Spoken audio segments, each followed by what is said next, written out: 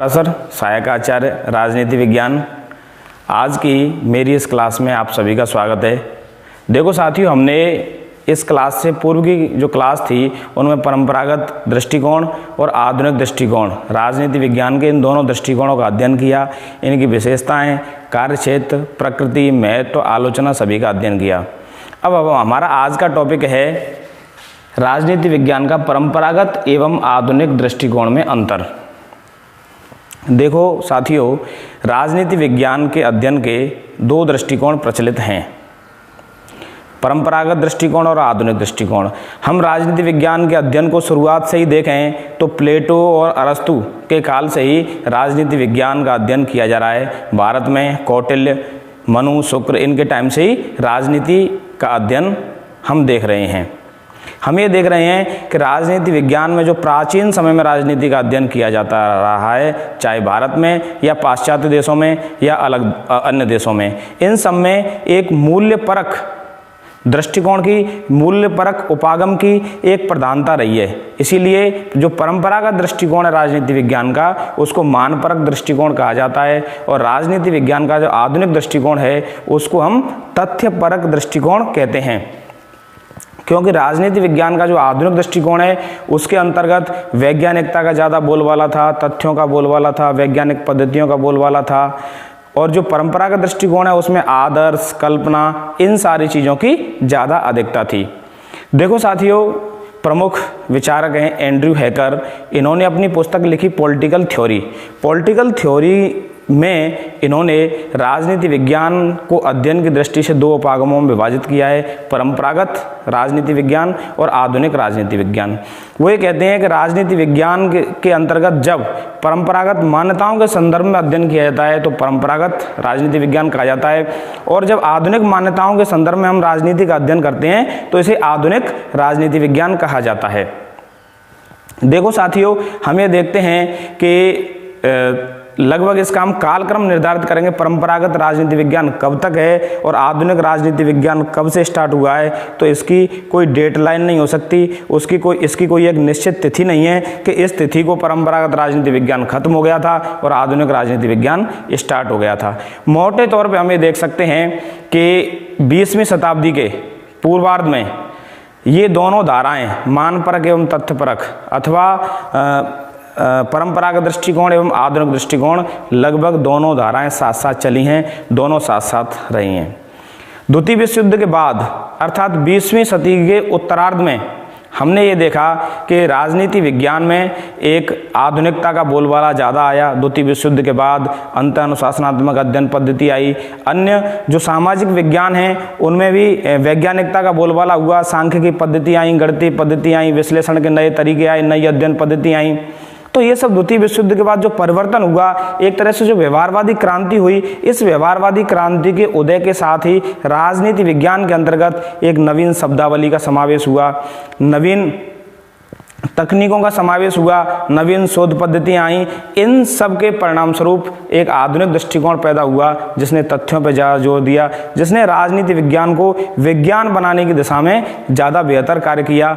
तब हम ये देख सकते हैं कि द्वितीय विश्व युद्ध के बाद से आधुनिक राजनीति विज्ञान आया। फिर हम देखते हैं कि आधुनिक राजनीति विज्ञान में तथ्यों का ज़्यादा बोलबाला था। उसके बाद फिर ऐसी स्थिति पैदा हुई कि ये निपट तथ्यों का अध्ययन पर बल दे रहे हैं। इससे एक तरह से राजनीति विज्ञान में मानवीय दृष्टिकोण का पतन हुआ है, एक तरह से राजनीति विज्ञान में मूल्यों की कमी हुई है। तब हम देखते हैं कि उत्तर व्यवहारवाद के अंतर्गत तथ्य और मूल्य दोनों साथ साथ आ जाते हैं। तो हम ये देखते हैं कि राजनीति विज्ञान में तथ्य और मूल्य कमोबेश साथ साथ चले हैं, मूल्यों को राजनीति विज्ञान से पृथक नहीं किया जा सकता। साथ ही हम देखते हैं कि परंपरागत और आधुनिक दृष्टिकोण में प्रमुख अंतर क्या क्या हैं। पहला अंतर हम देखते हैं कि राजनीति विज्ञान की जो परिभाषा है, परिभाषा को लेके आधुनिक और परंपरागत दृष्टिकोण, इन दोनों के अंतर्गत क्या अंतर है। परिभाषा, जो राजनीति विज्ञान की परिभाषा बड़ी संकुचित परिभाषा है परंपरागत दृष्टिकोण के अनुसार। परंपरागत दृष्टिकोण के अनुसार वो राजनीति विज्ञान को राज्य और सरकार का अध्ययन करने वाला मानते हैं। हम ये देखते हैं कि गार्नर की परिभाषा है, गार्नर ये कहते हैं कि राजनीति विज्ञान का प्रारंभिक संबंध राज्य के साथ होता है। इन्होंने मूलतः राज्य नामक संस्था पर फोकस किया, जबकि आधुनिक जो परिभाषाएं हैं राजनीति विज्ञान की उसके अंतर्गत वो शक्ति, सत्ता, एक तरह से निर्णय सिद्धांत, संचार सिद्धांत, इन सभी सिद्धांतों का अध्ययन करने वाला स्वयं को मानते हैं। और जो आधुनिक राजनीति विज्ञान की परिभाषाएं, वो शक्ति का अध्ययन मानते हैं, राजनीति विज्ञान को सत्ता का अध्ययन मानते हैं, प्रभाव का अध्ययन मानते हैं। तो इस आधार पर हम ये देख सकते हैं। दूसरा बिंदु है साथियों विषय क्षेत्र संबंधी अंतर। हम ये देखते हैं कि राजनीति विज्ञान का जो विषय क्षेत्र है, परंपरागत दृष्टिकोण के अनुसार राजनीति विज्ञान का विषय क्षेत्र एक तरह से औपचारिक था, विषय क्षेत्र एक तरह से संकुचित था, और आधुनिक दृष्टिकोण के अंतर्गत राजनीति विज्ञान का विषय क्षेत्र ज़्यादा व्यापक हुआ है। परंपरागत दृष्टिकोण के अनुसार इसके अंतर्गत राज्य, सरकार, शक्ति, इन सारे तत्वों का एक तरह से संस्थागत अध्ययन किया जाता था, और ये देखा गया आधुनिक राजनीति विज्ञान में प्रक्रिया के अध्ययन पर बहुत ज़्यादा बल दिया कि सिर्फ संस्थाओं के अध्ययन से काम चलने वाला नहीं है, हमें प्रक्रियाओं का अध्ययन करना होगा, हमें उन तत्वों का अध्ययन करना होगा जो निर्णय प्रक्रिया को प्रभावित करते हैं, पर्दे के पीछे जो कारक हैं उन कारकों का भी अध्ययन करना होगा। तीसरा अंतर हम देखते हैं प्रकृति संबंधी अंतर। देखो विद्यार्थियों, राजनीति विज्ञान की प्रकृति को लेके बड़ी ही विचित्र स्थिति रहती है कि उसको कोई कला मानता है, कोई उसको विज्ञान मानता है, कोई उसको पूर्ण विज्ञान नहीं मानता है, जैसे ऐसे मानता है जैसे मौसम विज्ञान जिस तरह से विज्ञान है उस तरह से विज्ञान है। तो इस चीज़ को लेके हम देखते हैं तो परंपरागत दृष्टिकोण से संबंध रखने वाले जो विचारक हैं वो ये मानते हैं कि राजनीति विज्ञान कला से अधिक तो कतई नहीं है। बकल तो यहाँ तक कहते हैं कि राजनीति विज्ञान का विज्ञान बनना तो दूर की बात है, ये कलाओं में भी सबसे पिछड़ी हुई कला है।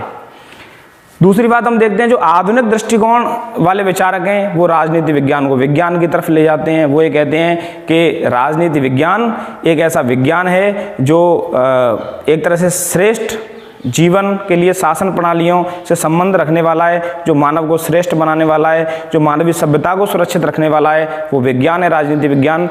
वो इसी आधार पर राजनीति को विज्ञान बनाते हैं क्योंकि द्वितीय विश्व युद्ध के बाद राजनीति विज्ञान में जो एक तरह से अविस्मरणीय रूप से परिवर्तन हुआ, जो आधुनिकता आई, इसके आधार पर वो राजनीति विज्ञान को विज्ञान मानते हैं। अगला बिंदु देखते हैं हम चौथा, आदर्श व यथार्थ संबंधी अंतर।